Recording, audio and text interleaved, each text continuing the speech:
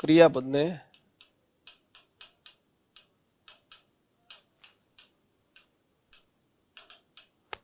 S લગાવવાના નિયમો. તો સાધારણ રીતે એસ લાગે, કોઈ પણ ક્રિયાપદને સાધારણ રીતે એસ લાગે. દાખલા તરીકે સ્પીક, તો તમે શું કર્યું? સ્પીક્સ. રીડ, તો આપણે શું કર્યું? રીડ્સ. પરંતુ જો ક્રિયાપદને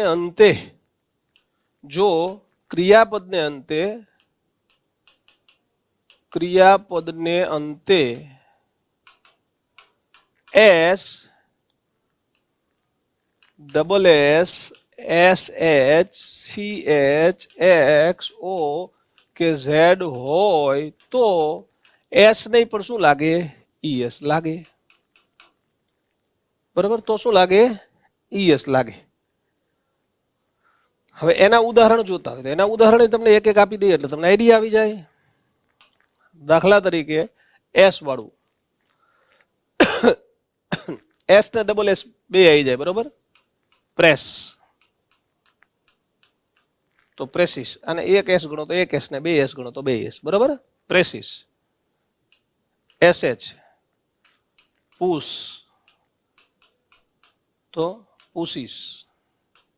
સીએચ, કેચ,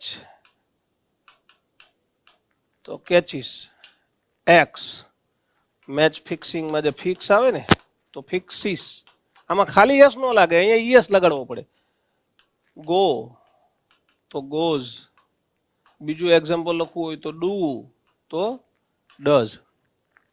અને છેલ્લે ઝેડ,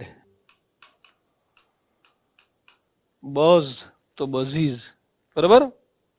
બસ. તો એસ કે ઈએસ ના આટલા જ નિયમો યાદ રાખવાના છે તમારે. બરાબર?